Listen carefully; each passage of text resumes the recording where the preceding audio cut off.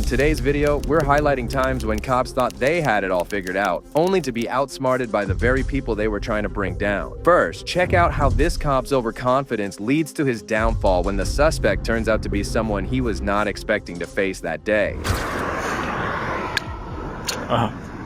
You're good. What agency are you with? I'm the state attorney. Okay. All right. Thank you. Your tag didn't come back. Never seen that before. I'm sorry? Yeah. We're good now. So it was... We ran the tag. I've never seen it before. A Florida tag. It's never come back to anything before. Behind the wheel of the vehicle sat none other than Florida State Attorney Aramis Ayala, catching the attention of the confident police officer who suddenly found reason to hesitate. So that's the reason for the stop. What was the tag run for? I'm sorry? What was the tag run for? Oh, we run tags all the time, whether it's at traffic lights and that sort of stuff. That's how we figure out if, cars are stolen and that sort of thing. Also, the windows were really dark. I don't have a tint measurer, but that's another reason for the stop. Ayala was driving a state-issued vehicle. It's confidential and thus displayed nothing to the officer. Moreover, Ayala appeared to grasp that the officer lacked justification for the stop, raising concerns that racial bias might have influenced the decision to pull her over. Do you guys have cards on here? Yeah, 1 second. Actually, this isn't my car, but I can write my name down if you'd like.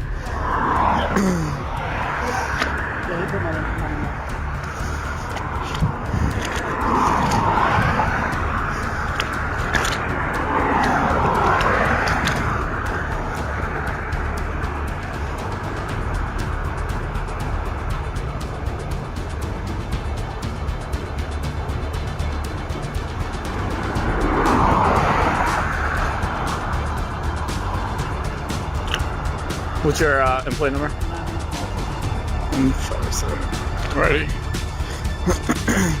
There you are. Have a good day.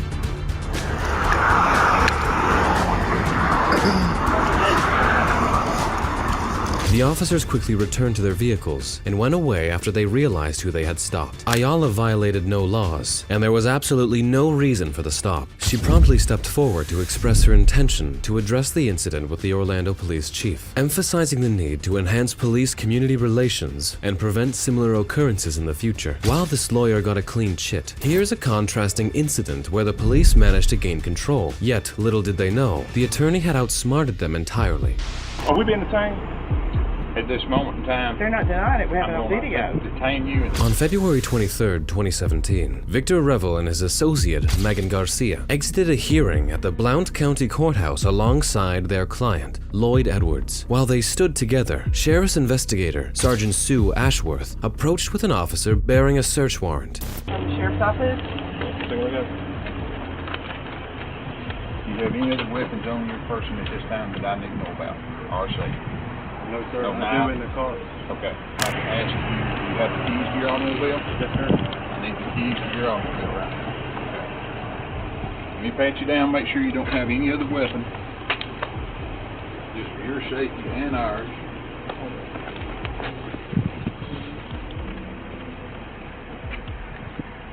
Moments before the officers arrived, Victor had taken his client's mobile phone for investigation. However, when the sergeant asked the attorney to hand over the phone to them, it led to a dispute. The warrants that you all have are for his person That's correct. and for his vehicle. That's correct. So he has given the phone that's on his person. Okay, I have video of him handing the phone to you, you handing the phone to her. It's in the satchel right now. You know, you all do have that, but that is not on.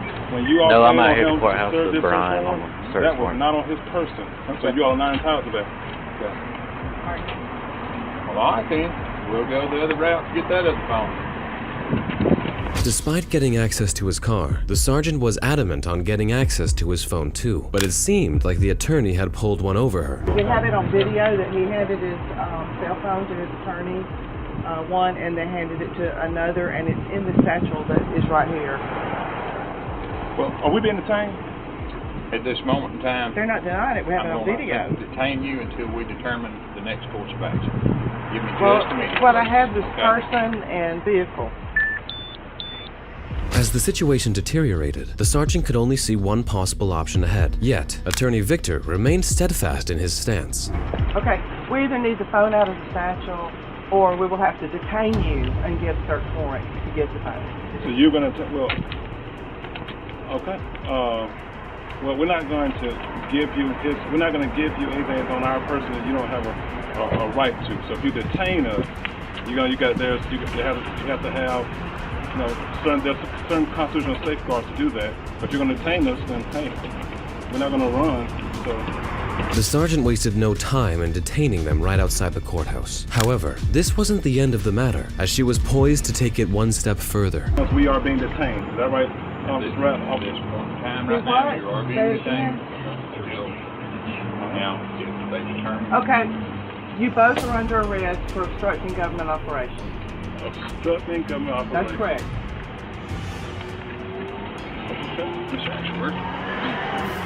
This is definitely an unlawful arrest. But we're under arrest.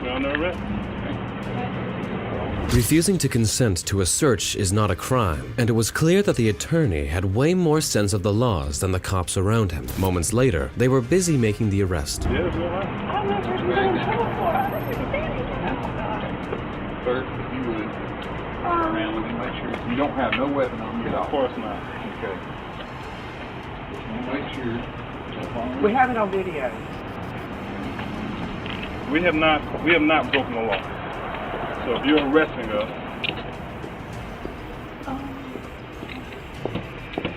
Victor wasn't the sole individual arrested. Unfortunately, his unfortunate associate also fell victim to the ignorance of the officer. I'm Sue Ashworth. Sue Ashworth? That's correct. And this is Brian Ratliff. And you're arresting us under her orders? Yes, sir. Okay. We also need to Observing the officer's indifferent response, Victor began pleading his innocence and attempted to reason with the sergeant, but it appeared to have little effect on her. This search warrant, this warrant was given to him after he gave us some things for us to use in his defense. And so we did not do anything to keep you all from doing you all's job. Now, if you all want to take this satchel and go through and do it, at the courthouse. we're not preventing you from doing the search warrant on the car. I'm out here just. Despite Victor's logical arguments, the sergeant paid little attention to him. Moments later, she attempted to engage with Edwards, but it was then that attorney Victor stepped up once again to intervene. You know where Joe is? As your attorney, I would advise you to keep your Fifth Amendment right to remain silent. Both attorneys remained remarkably polite throughout the encounter, with Victor even beginning to inject some humor into the interaction with the officers.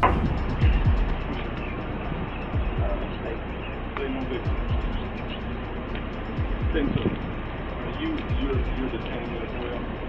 I'm enjoying the beautiful weather.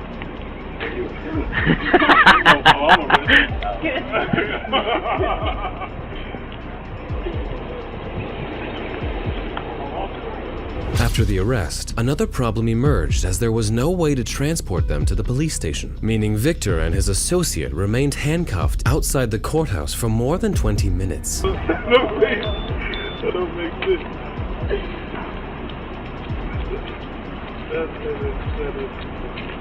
That's crazy. That's crazy.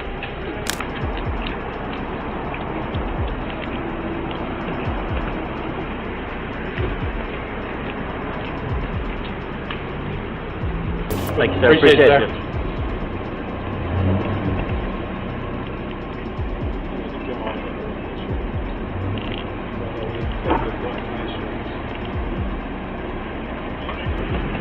But the delay seemed solely intended to humiliate the esteemed attorney. Despite being inconvenienced and stranded, he maintained professionalism and courtesy throughout the encounter.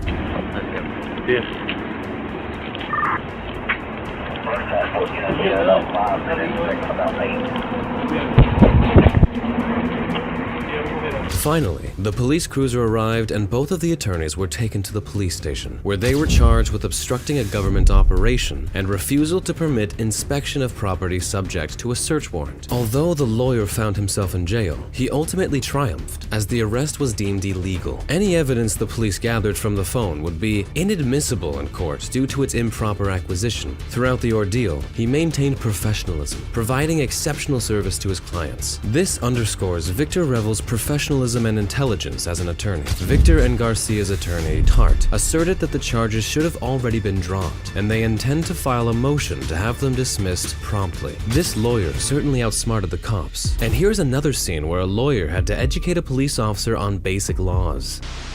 You're not going to sit there and tell me to shut up. Here's the deal, man. There is no deal. I'm trying to explain to you what gives us the right. In March 2019, an insurance adjuster named Kenneth Grants was parked inside his truck inspecting a roof when a Blanchard police officer went over to him and started asking some questions. How's it going, man? You live over here, or what's we doing over here? I've had a couple people call in on you. Okay. Am I doing something illegal? Well, no, they're just calling on you saying that they don't recognize a truck in the area. My duty to check and see if you live over here or what's going on. I live over here. I'm here for a purpose. Okay. The officer asserted that he had received calls alleging suspicious activity regarding a truck. However, Kenneth knew well that such reports alone didn't justify a police stop. All right, you working? You see you got a ladder in the back. You working somewhere? Yes, sir. You got a driver's license on you just so I can identify you? Have I done something illegal? Well, I like to identify you, just know who I'm dealing with. Make sure. Fourth Amendment right not to show that to you. Well, if I'm making contact with you for a reasonable suspicion call like I am right now. Being suspicious is a misdemeanor or felony. Okay. Well, sir, here's the deal. I was called on you, okay? For a suspicious vehicle, you said yourself you don't live over here, you have a purpose. What's your purpose? Is the purpose legal or illegal? That's for you to determine. Okay. So for me to determine that, I need to see your ID. How is my ID going to determine whether I'm... Well, it helps to let you know who I'm dealing with. The officer recognized that he wasn't dealing with any ordinary individual. This person had a strong grasp of the law and was well aware of his rights. Despite this, the officer persisted in pleading his case. Okay. Okay. I do belong Okay. here. All right. So, that's as far as I'm willing to take it. So you're not willing to give me your ID? I don't have any reason to. Okay. Well, do you have a reason for being over here? Absolutely. Okay. Can I know that reason? No. Okay. It's not none of your business. Well, it is my business if you're planning on breaking into something, which I don't know if you are or not. Make that determination whether you feel I want to break into something. The officer persisted in demanding his ID, despite the individual's assertion that he had no obligation to provide it. Nonetheless, the officer continued to complicate the situation by citing illogical reasons. Not from here. I'm not sure if you are or not, because I don't know who you are. Okay. My plate's right back there. I'm sure you can run it. Yeah, okay. So is that how you want me to identify you, through your plate? If that's what you have Are to you do. the owner of the vehicle? Do you suspect that I'm not? I have no reason to believe you are. Well, I'm sitting in a truck in front of the house, waiting. For what? Keys right here. Okay. That's none of your business. It is my business. No, it's not. Why is it your business? Because I want to make sure you're not going to break into these houses or anything like that. Do I look like I don't know. You have a ladder. Despite repeated inquiries, the officer failed to produce any substantial evidence indicating how the individual could have posed a threat. The only observation he could muster was the presence of a ladder in the individual's truck. Such reasoning appeared rather naive, especially considering it came from a law enforcement officer.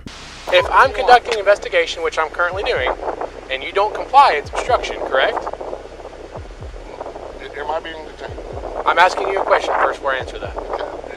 Until I know whether or not I'm being detained? You are not free to leave at this time. Okay, then I'm... So, do you have an ID on you? Do you have an ID on I you? don't answer questions. Do you have an ID on you? I don't answer questions. So, citizens have to start standing up for their rights or they lose their rights. I'm not trying to lose your rights at all, man. I'm just trying to make sure all these people around here living in this neighborhood are safe. Okay? Do you have any reason to believe that I'm here for a nefarious reason? Do you think I have any reason to believe that you're not? With the situation slipping out of his control, the officer had to call for backup. Probably affirmative. Definitely need to. He's refusing to give me identification. That's your determination you have to make. Well, like I said, man, it's not that big a deal. But I have every right to stand up for my rights. I understand it. I'm not trying to violate your rights in any way, sir. I'm trying to do my job and make sure. Very professional and very courteous. Moments later, another officer arrived at the scene, and even he appeared taken aback upon hearing the truck driver's articulate defense of his rights. I'm standing up for my rights. And I understand that, like I Okay, said. I haven't done but anything wrong. I'm doing my job, Okay, conducting an investigation. I haven't committed a crime. I'm sitting here in front of a house, which is perfectly legal. Well, you're not completely on the roadway there, sir. Okay, there's also a public easement right here. Oh, is it public? Because this is the city of Blanchard Road, so it's a public easement? No, the side of the road is. Oh, because this is the city of Blanchard Road, so therefore make a city easement of a city road, right? What are you trying to accomplish? What I'm trying to, all I want to do, I'm sir, not is gonna give identify my you. ID. Okay. However, the other officer decided to intervene, only to be swiftly rebuffed and put back in his place. Failing to come up with a valid argument, he resorted to a complete power trip, as he stated this arrogantly. I have to be, for you to ID me, in the state of Oklahoma, okay, I have to be suspected of committing a crime, about to commit a crime. Well, you are committing a crime, you're trespassing. Has anybody told me to leave? Somebody has called in. Shut up. Somebody has First called off, in. you don't tell me to shut up. I'll tell you what I want to tell you. Okay, you're not going to Here's tell the me deal. to shut up. I'm Somebody called us 47, in. 48, I don't care 48. how old you are. You're not going to sit there and tell me to shut up. Here's the deal, man. There is no deal. I'm trying to I explain don't to you answer what gives us the questions. right. After a back and forth exchange, the officer finally appeared to reach a conclusion, which the driver also agreed to. I'm explaining to you how we have the right. You don't have a right to get an ID if I've done nothing wrong. I'm trying to explain to you why we have the right to get You your don't ID. have it. I'm trying to explain to you why I have it. Okay, will you listen to me? Cation. You may ask all you And want. you are also required by I am law. not required by law. Upon request. If I show you the state statute yourself. that you're required to do that, will you give me your ID? Absolutely. Show me the statute. Give me 1 second. Okay. The officer retreated to his patrol car and reached out to the assistant district attorney for legal advice. Little did he know what awaited him on the other end of the line. Hey, what's up, man? Nothing. Sorry to bother you. I got a random question for you, though. I'm dealing with something right now. He's from Oklahoma City, but he won't give me his name and tells me he doesn't have to give me his driver's license because he's not done anything wrong. He's driving a vehicle? Well, he's parked right now. Oh, okay.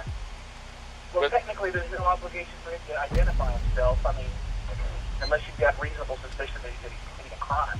Despite being outsmarted by a lawyer, the officer's ego refused to relent. He persisted in attempting to fabricate a case out of thin air, driven solely by his bruised ego. Well, the thing is I have no reasonable suspicion to believe that he's not committing a crime because he has a ladder in the back of the truck and he's in front of houses that aren't occupied right now. Oh, I see. Okay. Yeah, there's no compelled ID statute in Oklahoma. I have to think about, I mean, do you have anything else to suggest that he might be involved in something illicit?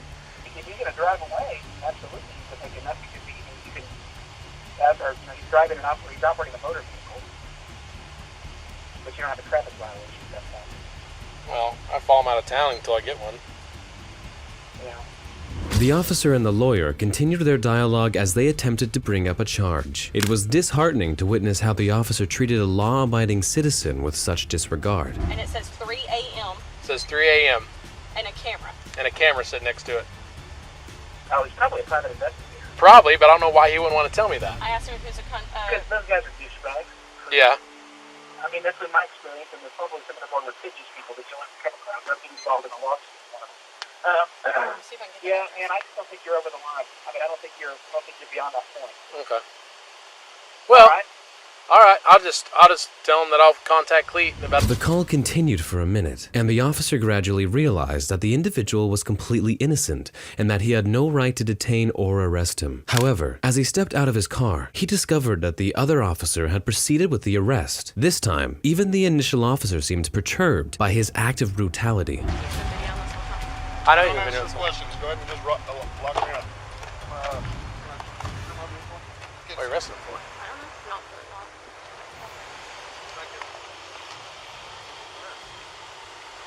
What are you arresting him for? What are you arresting him for? Huh? He hasn't violated really a crime yet, so not Are you investigating a crime or possible crime? Possibly. Okay, he's obstructing an officer from doing his duty, right? Okay. At this point, the officers started to gang up on the poor individual who was still bravely standing up for his rights. I know you've been doing some questions. Go ahead and just lock me up. What are you arresting him for?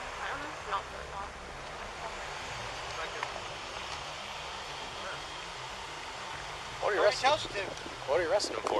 Huh? He hasn't violated really a crime yet, so not Are you investigating a crime or possible crime? Possibly. Okay, he's obstructing an officer from doing his duty, right? Okay.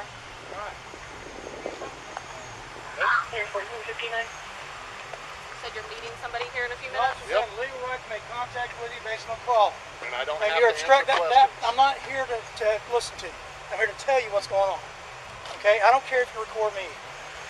This whole we've all got We I don't are care. being recorded Okay, too. you're obstructing an officer from doing his duty. So now you're under arrest. Unless you want to cooperate.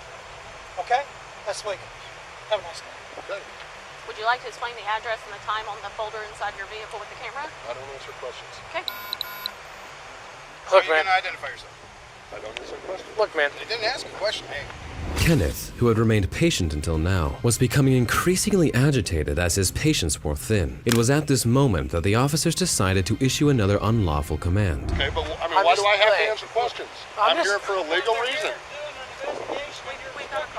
I'm just not answering questions. Can I get your date of birth? You're failing to I don't identify have yourself. to by law. You I are have the failing- Fifth Amendment right. You are failing to Not to identify answer yourself. questions. You What have law to have I identify broken? yourself. What law have I broken to identify myself? You're being placed in investigative detention, okay? You're in investigative detention at this time. You understand that? Now, all your body cameras are on. They are, sir. Do you understand that? I said you're in. Just said. What did I say? After being placed in handcuffs, Kenneth finally came to the realization that he had to disclose the reason for his presence. You have the homeowner's name that I can contact, make sure you're supposed to be here. Yeah, but that's none of your business. Okay, that's As a matter of fact, if you want to go talk to that neighbor right there, he has the garage door to let me into the house so I can get a photograph of the inside of that garage door. That's all you had to say from the beginning, man. I don't have to tell you that. Don't you guys understand what my rights are? Nobody said you have to tell us that. What we said is that you have to identify I yourself. do not. You I do haven't have to broken a identify crime. yourself. The other officer remained oblivious to his mistake and remained adamant that the individual had broken the law. We are investigating that you may be committing a crime, and therefore you must identify yourself. What crime? Trespassing. Okay. That's Tresp- number one. Okay, sir. To be trespassed, Keeping I have to be time asked to for leave. all we know. Okay, And that's for all you we guys know. to determine. That's right, and That's in doing part that, we of have your to identify you. investigation. No, you don't. Yeah, we do. No. You can ask for my identification. I am not legally required to give it to you. Except that you. Fourth Amendment right not to tell you. Watch as another officer's attempts to control the situation crumble when the suspect turns the tables in the most unexpected way.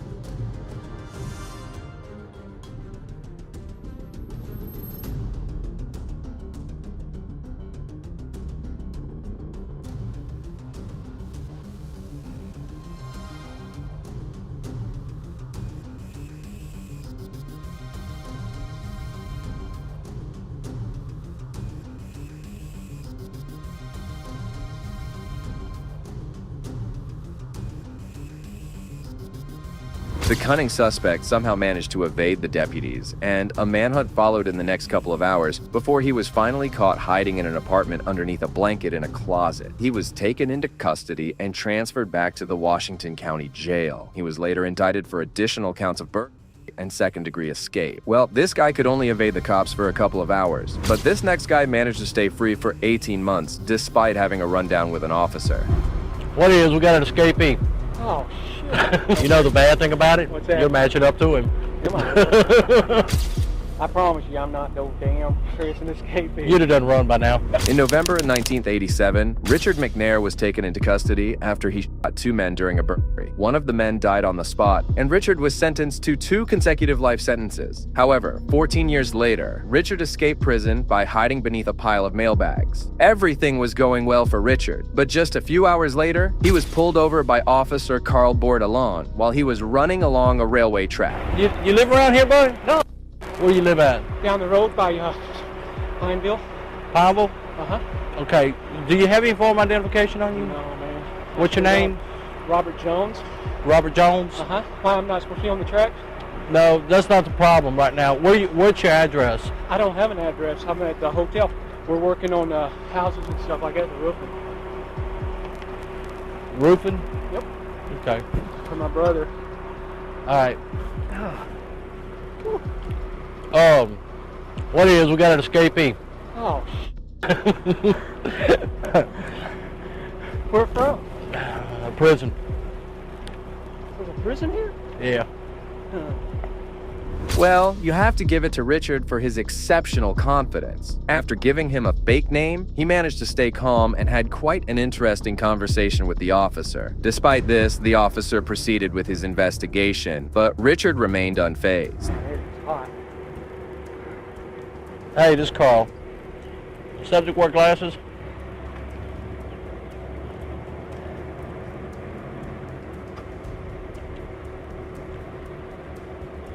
Nothing about glasses. Can you find out? I'm out with a white male on the tracks at Gilly Williams. You can call my little brother.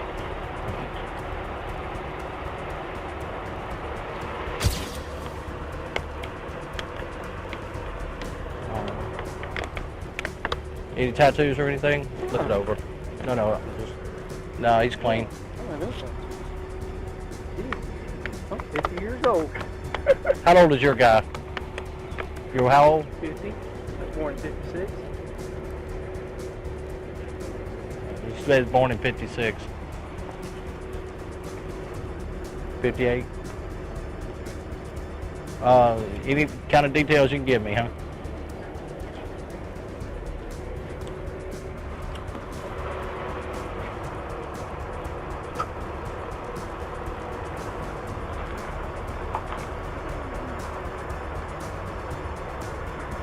In a situation like this, suspects often lose their calm and make mistakes, which the officer immediately notes down. But Richard seemed to be quite a smart guy. He casually answered the officer's questions and even obeyed him.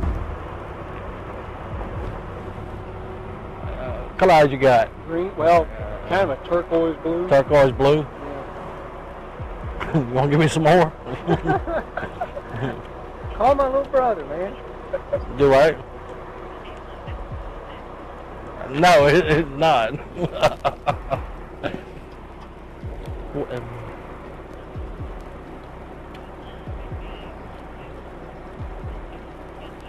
Yeah.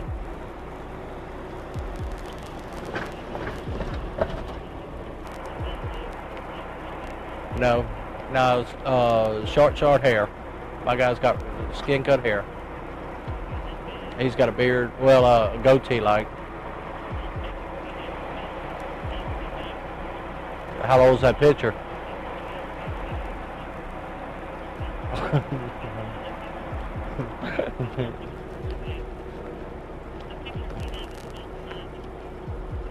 Yeah, I know. I got the same thing. You can't see shit on it.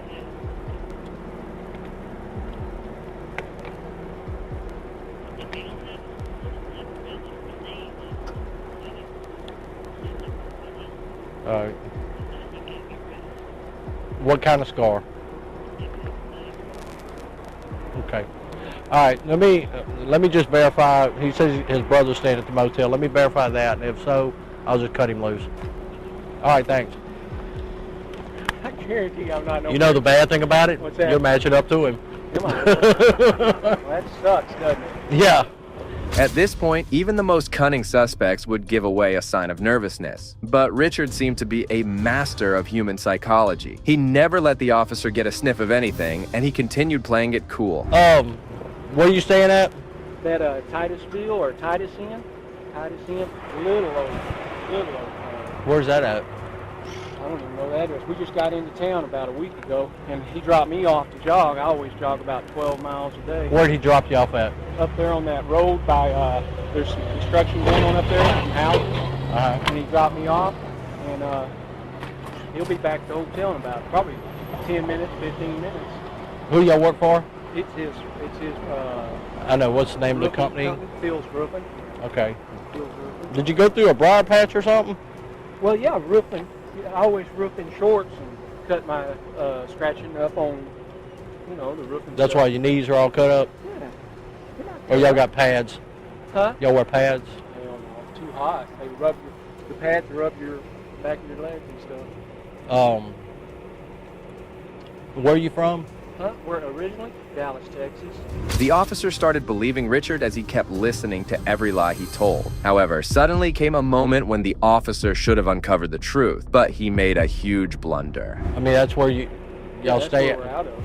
Out of Dallas, Texas? What's your name again? Jimmy Jones. All right. Richard made the first mistake of the evening, giving a different name to what he initially called Robert Jones. Now, that's surely a mistake from the officer, which he would regret for a long time. Put yourself in my position. Well, yeah, but I'm not. I know, I'm not throwing you against them. Escaping? Hey, you wouldn't believe what them guys do. Okay. I mean, they got years and years to think about how they're gonna do it. Now, when I crossed the tracks down there, I saw you running. I said, well, how lucky can I be? No. I'm not no prison escapee. How far you got to jog to? Pineville. Hopefully, it's on these tracks. I'll jog. You gonna hit? Huh?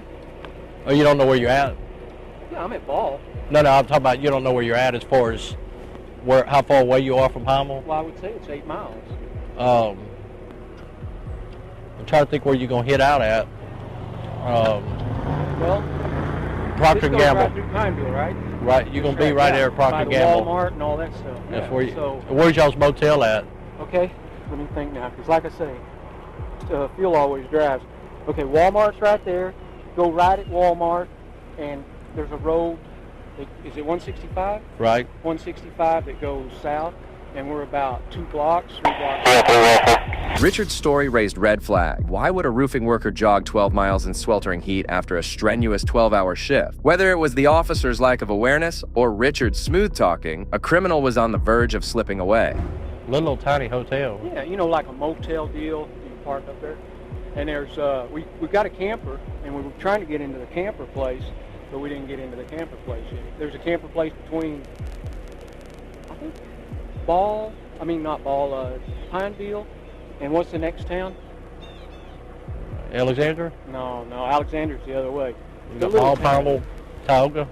I think that's Tioga. There's a little, you drive down the road down, and there's a place for campers and stuff. And that's where we usually stay, but we couldn't get in there.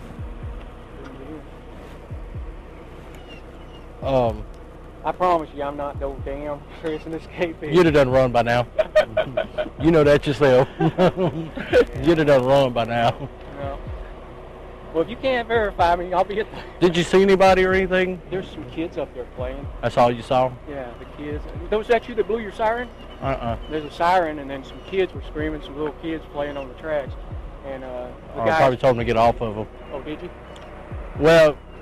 Can I jog on them? Because this is the I don't care, personally. That's the only way I know how to get back. Don't get run over by a train. There isn't any.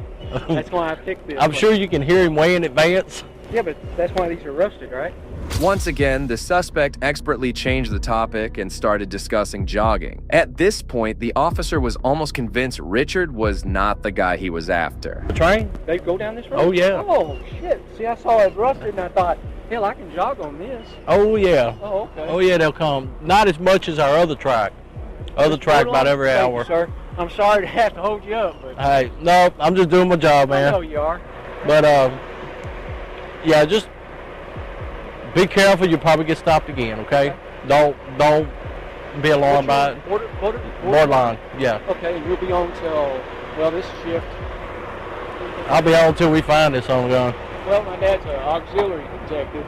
Where at? In Dallas. They Oh, got okay. The possum is what they call it. Yeah. He's 70 years old and he's been doing it since '63. Still enjoys it. Man. Yeah. But if somebody else stops me, I just have them call. I mean, they're going to go through the same spiel and everything with they you. Can call you. But, yeah, I mean, don't be alarmed by it. Don't be upset about it. You know, they'll just stop you for a minute, check you out and everything. But if you do jog again in the future, carry some ID with you. Finally, Officer Bordelon decided to let him go, even though he had no ID to show, and gave him 2 different names during the investigation. I'm sorry. When I was in the military, we never carried our ID on base and stuff. So. On base is different. Yeah, I know. You know, they assure you if you can cross on, you got something. Yep. But out here, you're in civilian life, you know. Were you in the military? No, I wasn't. I'm retired Army. But, yeah, in the future, if you're going to jog again, that way, I mean, if you get run over by a train, I know who you are. I don't have to start second guessing who he is, you know. Can you write down your phone number, your cell phone number, so I can have whoever call you? Just call. You got a cell phone with you? No, hell no. I don't even have a cell phone or anything. Just call 911 is all you got to do, and they'll get a hold of us. All right. That's our quick line there. You have a good day now. Be careful, buddy. Thank you. All right. Soon after this, Richard was added to the U.S. Marshals 15 Most Wanted list and went to live in Canada. It wasn't until October 2007 when officers finally caught him in New Brunswick driving a stolen truck. He tried to run away, but this time the cops made sure to arrest him. Currently, he remains at the Supermax prison in Florence, the most secure prison in the United States. Well, you might wonder if no suspect would be beating him soon, but this guy's escape plan was even better. In February 20th, 22, Joel Delgado was arrested on several charges, including traffic. He later claimed that he was injured during the arrest and required a wheelchair to get inside the court. Days later, the Pulaski County deputy was entrusted to take the suspect to court in his wheelchair.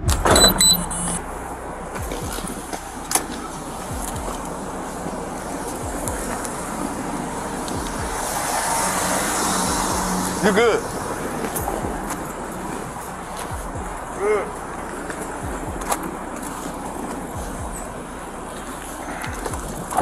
What's up, young buck? You got probation?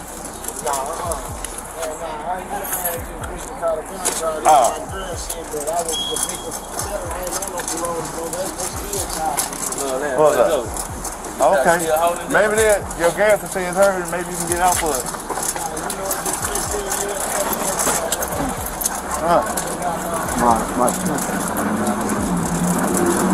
What'd you say, OJ? My shoe.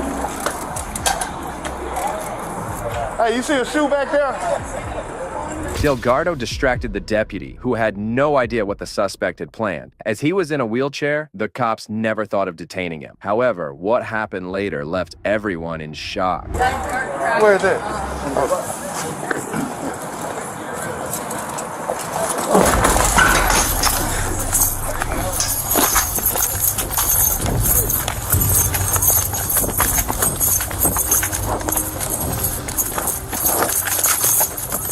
Oh, I'm gonna catch you, baby. I'm finna shoot your bitch ass.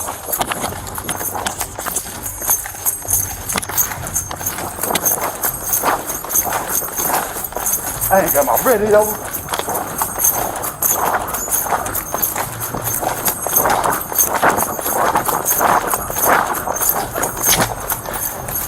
Hey, can you call the police for me? Call the police for me. Hey, call the police. Call the police. Which way it go? It was clear that Joel had meticulously planned his escape, as he disappeared within seconds. The deputy chased after him, but soon realized he had been outsmarted, left in the dust by the cunning suspect. This way?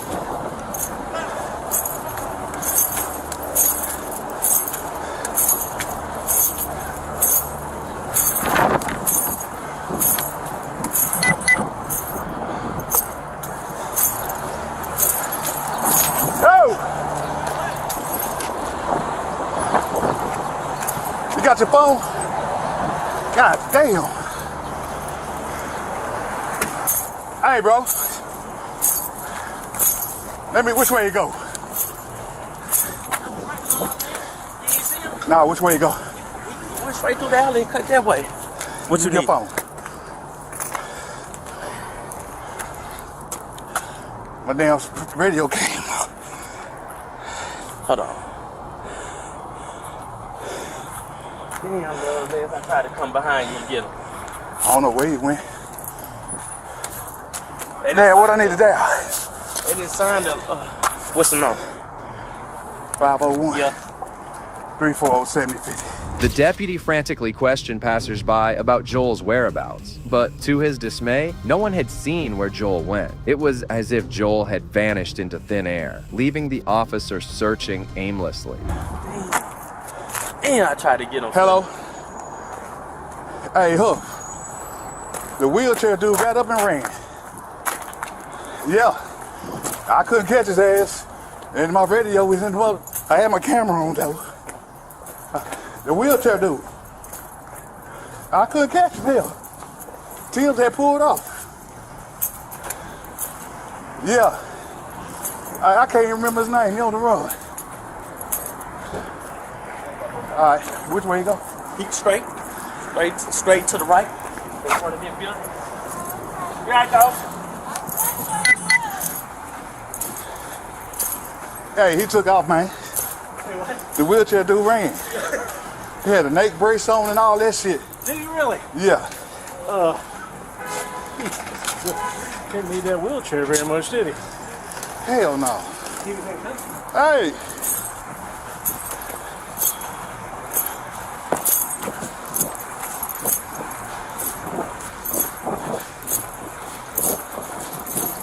Dude ran, man.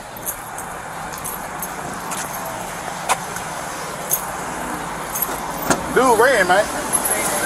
Yeah, where my radio? Yes, he did. Dude ran? Yeah. What? He took off? Yeah, right straight up this street.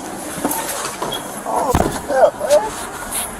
Well, this escape didn't turn out well for Joel, as he was caught hours after the incident. He was charged with felony escape, adding to his already extensive list of offenses. It seems his brief taste of freedom came at a hefty price. This escape might have been intense, but you'd be stunned to see the composure of this 15-year-old suspect. That you and your dad were talking about how you all people before Trey was and that Trey was in a similar fashion. Never once talked about killing anybody, and I never heard my dad talking about killing anybody. On May 11, 2011, 14-year-old Trey Zwicker was found beaten to death in a creek bed not far away from his stepfather's house, where he used to live with his mother. His stepfather, Joshua Gooker, had another son, Josh Young, who lived with him and was immediately charged and arrested for his stepbrother's murder. The cops didn't have any significant evidence, and that's when they tried to interrogate him. Your first story that you told Detective Maroney at the school is probably the true version of the events, because Cassie says she doesn't remember if you stayed there or not that night. John does. No, John doesn't either. Because he was passed out on the couch. I'm just telling you. So we need to work through what the truth really is, okay? Like I say, you're leaving here when you're done talking to me, or you can walk out right now, but so we kind of need to get the truth. And there's a lot of other things I want to talk to you about. So let's kind of work through this part at first. Tell me the truth about that night. We were on the back porch. It was me, him, Dad and Amanda stayed on that porch the whole night, evidently, because we were on the back porch and he told me he was going to take a shower and calm down for the night. So I went to Cassie's. I planned on, I didn't know if I was going to sleep down there or sleep down at Amanda's, but I got comfortable down at Cassie's. Ended up watching a movie and falling asleep down there. Trey's mother, Amanda, was Gooker's on and off girlfriend, while Young was a teenager involved in narcotics. Trey was a freshman at Seneca High School. The cops saw a rivalry between both, which led to their suspicion. I had a family member murdered, and when I told the police back when I was like 11, I told them the truth the first time.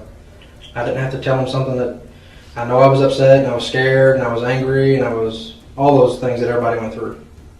But I still told the police when they asked me a question, I would tell them what happened. They didn't have to come back to me a week later or 2 weeks later or a month later, because what I told them was the truth. So when you start telling a couple different stories, it makes me wonder about your credibility or your truthfulness. And at this point, I believe the story you told her at the school that day is the true story. Because even Amanda said you were there. At night? That night when he was taking a shower. No, I wasn't. You can ask my dad. I mean, but Soon after this incident, Gooker left Kentucky along with Young by holding a woman at gunpoint, forcing her to drive to Alabama. However, the officers soon caught them, and they were sent back to face the charges against them. I think you were in the house that night. I was not. I think you saw him take a shower. I think you saw him put his clothes back on, and I think him and your dad went back down to where this happened at. No, sir. And let me just show you my phone here real quick. See on my phone? A lot of people have these nowadays. It's got a voice recorder on it. And you told your friends a few things, a little more in detail about maybe what happened to Trey. Yeah? Like what? And I've got a text message from some of your friends that they were sending to their other friends, telling them what you had told them. Well, I've told you the truth. What have you told Connor? That he really haven't told her anything. Well, who's some of your other close friends? After that incident, nobody was really able to come back around. Okay, but just because they don't come around after? I mean, there's still people you knew or were acquaintances with, or? I was pretty cool with everybody on the street. Everybody was always down there, Cassie's, Amanda's. What other female friends do you have or you associate with? Not really any. Both Young and his father were suspects in this case, but the 15-year-old showed no signs of desperation. He remained calm and composed throughout the interrogation. So why would there be other friends out there that have came to me, and I've interviewed more people in this case than probably anybody on even the little Ivan Kano case. Why would some of your friends, male or female, come to me and say that you and your dad were talking about how you people before Trey was murdered, and that Trey was murdered in a similar fashion to how you described how you and your dad would do it? I have no idea. So why would they lie about that? Grudges? I don't know. I get along with everybody. So if I had a grudge with... So nobody would really have a reason to lie. Like to say that CPS worker Bridget. Say I had a grudge with her. Who Bridget is. Yeah, it's just one, So if I had a grudge with her for any reason, some kind of work issue, you think I would go around saying... I mean, that'd be a horrible thing. I know Bridget told me that her and her mom were going to talk about how they were going to kill and then, you know what I'm saying? Yeah, that's a horrible thing. Maybe for credit. It'd be something different on a grudge. You could be like, Maybe to be noticed. I don't know. I never once talked about killing, and I never heard my dad talking about anybody. And my dad liked Trey, and so did I. Okay. The detective attempted to trick the young suspect by lying about the messages they had received, hoping to catch him off guard. However, the suspect was well prepared and didn't budge, staying resolute under pressure. Obviously, I mean, your life was pretty good while your dad was in prison, you got to admit. You had a much better situation. I mean, I love my dad more than anybody in this world, and I'd rather be with him than anybody in this world. So my life was much better with my dad. So your life was better getting arrested in Alabama? Being with my dad, it's all worth it. Really? So you would rather not be in a secure home, having a secure school, if I'm with my dad, having a decent family, having Trey as your friend, now he gets out of jail, or he gets out of prison and Amanda quits her job, he goes to jail. I mean, all that stuff's better? That's better to you? Of course not. I said being with my dad is better than being anywhere else. But you've been with your dad for, he's been out for 7 months, something like that? It's about that. And you've already been arrested in Alabama for a gun charge? That's better? I'm confused by that statement. I had nothing to do with it. Well, obviously you did, because at least you didn't let the charges get dismissed. So that was just accidental arrest. They had nothing to do with anything about that. So I don't feel the need to talk about it.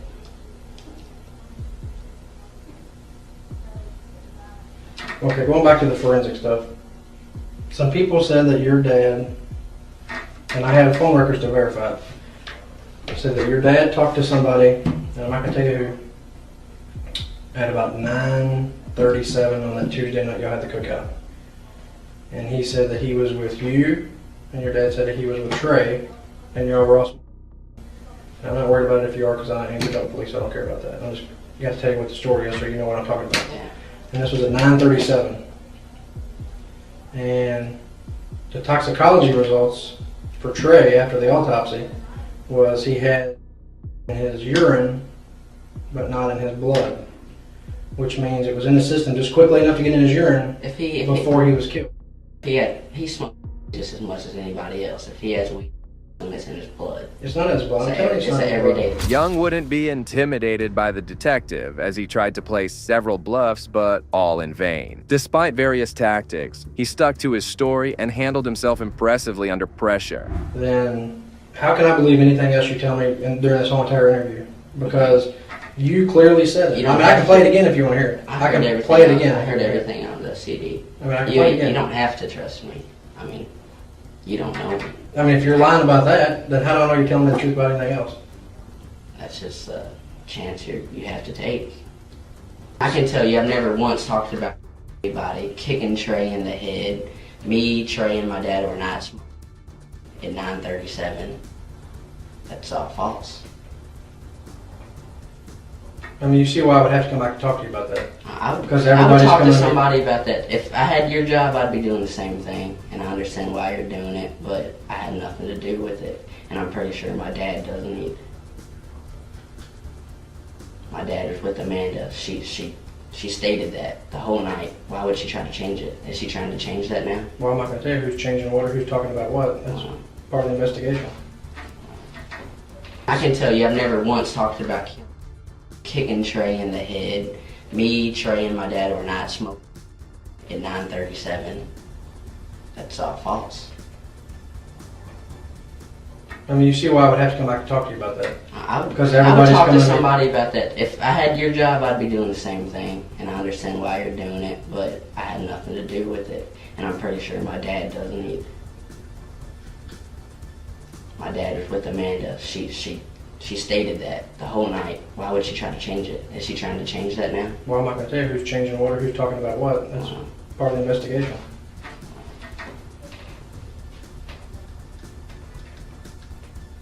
So have you had time to think about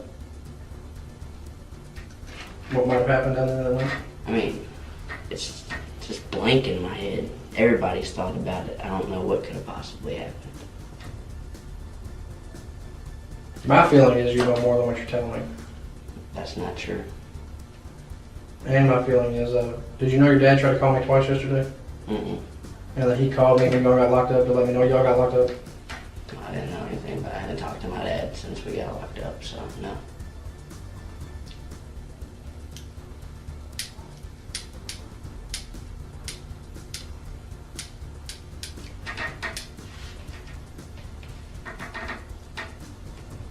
The officers had also discovered that Guker also had probable cause to murder his stepson. Trey's mother, Amanda, had become pregnant with Guker's son, but she caught him cheating on her and decided to end the relationship. To make things worse, she also aborted the baby, and the cops felt that Guker murdered her son to get back at her. That you think I know more than I'm saying, which I don't. I think that's harassment. Calling me a liar.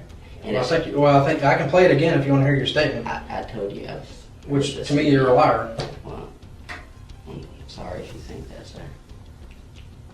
I mean, your own word. It's your own words. You can't take back your own words. Your own words where you saw him you knew he was taking a shower. You all were going to go to bed. You never once told Detective Roney that you were going to go down and stay at Cassie's house. You told her you all were preparing to go to bed. And that he took a shower. You watched him put his clothes back on. You watched him put his shoes back on. Those are your own words, not my words, not her words. You can't take back your words. Those are on tape. I've told you the story. And I believe what it is, just a story. So let me ask you this, if it came down to your dad saying he had an involvement or your dad saying you had an involvement, which choice you think he'd pick? It's neither. You think he would go to prison for it? He's innocent, and so am I. There's no reason either one of us should be going to prison. I mean, I hope you're telling me the truth, because I mean, obviously some of the things I know you're not telling me the truth on. For things I've heard with my own ears on the recordings and things I've heard you say with your own words. Yeah. I know it's not the truth. And that's why I'm giving you this last opportunity to tell me the truth. I've told you the truth. and I'd like to go now. I'm starting to feel uncomfortable with this whole thing. And that brings us to the end of today's video. If you enjoyed watching these cases that showcase the incompetence of law enforcement officers, don't forget to like, subscribe, and comment for more.